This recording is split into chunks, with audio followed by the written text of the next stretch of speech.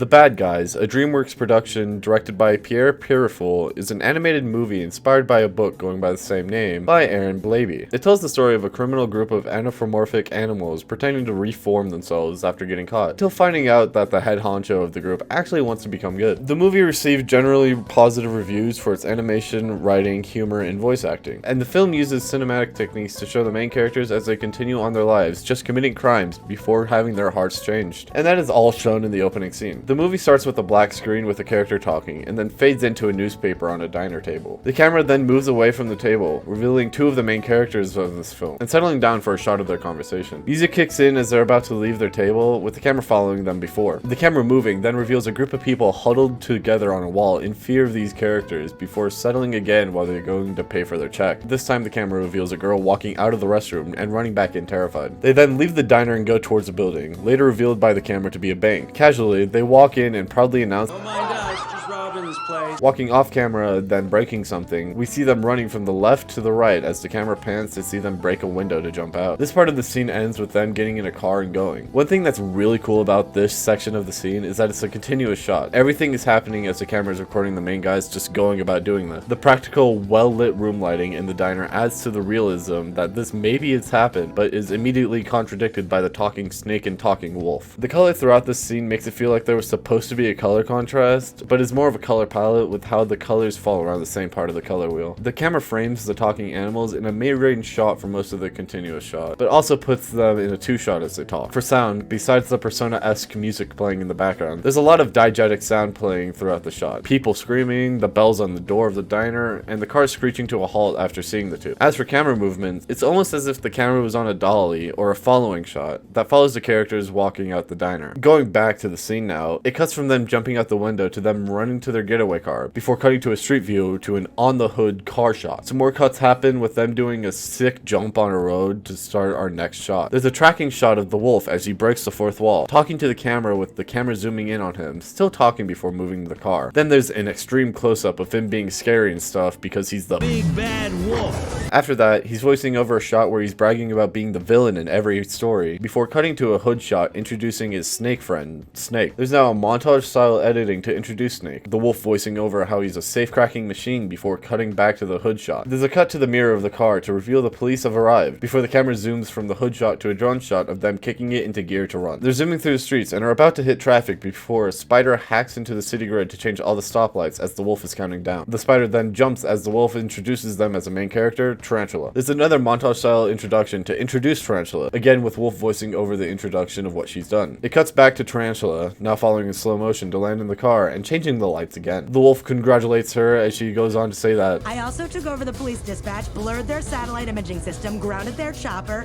and one more thing." After some dialogue about Snake's birthday and how he hates Tarantula now, it cuts to a panning shot of them drifting around a corner and zooming towards a construction site, with a cut to a long shot and a cut to a trick angle shot of them driving towards it. There's a new shot of a construction worker guiding porta potties with a crane, and then drops them after the getaway car gets by, but before the police drive through, making them crash. The construction worker throws off his uniform running towards the car to reveal the fourth main character, Shark. There's more montage-style introduction of him, again with the wolf voicing over about the master of disguises, and his greatest trick of stealing the Mona Lisa as the Mona Lisa. It cuts back to the car and zooms in on Shark, crushing Snake. Then showing a long shot, it cuts to a window shot of one of the police cars, with a confused look on a cop's face, and some really cool visual effects revealing our fifth and final main character of the gang, a fish, who mauls this cop in his car before getting his own introduction as Piranha, with, hopefully, our final montage introduction on the brave loose cannon on him, before cutting to a shot of the police cars in midair as he jumps towards the car with Wolf calling him crazy as he lands in the car laughing and speaking Spanish. It cuts to a new shot of Piranha staring with nothing in his brain as Tarantula asks him if he forgot something. Shark butts in to remind him about the present as Piranha tries to play it off like he didn't forget, but gets caught because he farted. Just stick with me on this one. Tarantula tries to tell him that he farted because he lied, and he tried to play it off that he was nervous. Tarantula calls him out on his lying again, but Piranha had talked about earlier, and that's coming back to get him. The gang then uses the fart as smokescreen for the cops, and it cuts to a flashback scene of them at the beach before cutting to a tracking shot of the wolf, cutting to another flashback scene of Tarantula getting cardio in, then showing Piranha appearing in the tub with people just chilling as they run away. It cuts back to the tracking shot and then a dash shot of Snake opening the safe that he's been opening for the past few minutes, as it cuts to show a low angle shot of the car moving and money flying out before showing the wolf going to drift down an alley for an on the hood slow-mo shot. It then goes to a street view of them getting through the alley and Snake almost falling out the door with the safe to see they're at a police station. Snake then closes the door to yell at the wolf, which he just wanted more of the best part, the car chase, as we get an introduction card for the wolf, who's named Wolf. It cuts to an interior shot of the police station with a board full of photos of the bad guys, then cutting to a cop opening the door to tell the chief that they're here. Chief then runs out the door, kicking it open with some really cool visual effect before starting our final part of the scene. The camera movements like the tracking shot and the panning shot all add to the fast-pacedness of the scene and portrayed the intensity of what was happening rather than just saying it. During this part of the scene, there was a lot of non-diegetic sound, with Wolf voicing over every intro montage as they played. The color throughout the scene was the same as before, but during the flashback introductions, there would be a chiaroscuro color, darker themes for them doing villainous acts while showing their reward in bright colors. This would also add to the lighting. The low lighting during their acts, which makes it seem like they're doing something illegal, which they are, but it's contrasted when it cuts back to the chase part. Throughout most of the scene, it was shot at mid-range, with some of the close-ups on characters as they talk or do their intro sequences. And again, the editing during this scene is very fast-paced, only slow moments when the team congratulates Snake on his birthday. Then we enter the final part of the scene, the chase scene, again, but this time with the chief of police. The crew starts playing music, puts on some grandma shades, and drives off cackling as it shows the title card freeze frame. The frame then continues, cutting to all the police getting in their cars and leaving two behind. Cutting again to the crew, now on the highway with Shark out the sunroof while they're just having a grand old time before zooming out to an extreme long shot. The gang is still driving, big surprise there, and we see about a dozen cop cars chasing, one of them being the chief cackling herself, because her big plan is to place her baton on the gas pedal and go out the window, catching up and grabbing their car, putting that core day to use as well, pulling their vehicle towards her for them only to taunt her and kindly warn her about a bus. The chase continues with them driving down a nice suburban area when they see down the road that there's more cops coming towards them, and Wolf has the bright idea to kick it into overdrive and drift around a corner to take them to a staircase down to the lower level, which leads to a huge police car crash over the course of 3 frames. But the consequences of Wolf's actions are now coming into effect as they are now hauling down a comically large staircase and flying out their car, before coming out the bottom and continuing on their way, having PTSD while putting on their seatbelts. Then there's a little monologue from Wolf as they continue down the street. It cuts back to show the chief kicking out their car door, seeing them speed off, then stomping on their hat in the most aggressive of ways as she screams at them to end off the scene. For camera movements in this final part of the scene, there were the average pans and tilts, but there was also a cool camera arc movement from the front of the car to the side of the car for Wolf's monologue. And it's only really there for aesthetic purposes. The sound is actually kind of confusing. Mostly all the sound in this part of the scene is diegetic, but when they leave the police station, if that music is being played on the radio, it really wouldn't sound that clear, which led me to think it's non-diegetic, but the characters were singing and bobbing their heads to it. It's just confusing is all, really nothing else to add. The color was the same as the last part of the scene, and nothing really changed besides maybe adding the Mexico filter to the suburbs. And the same goes for the lighting. The same natural sunlight during a crazy chase. The same goes for the framing. Besides this extreme long shot after the title card. It's almost an establishing shot, but doesn't really establish anything besides that they're in a big city. The editing calmed down a lot during this part of the scene though, with it mostly being minor cuts to characters for some dialogue, reactions, or just a context shot. But that's it for this scene. The Bad Guys came out in US theaters during April of this year, and really goes to show that animated movies can show character development and characteristics using cinematic techniques, unrealistic or not, and that the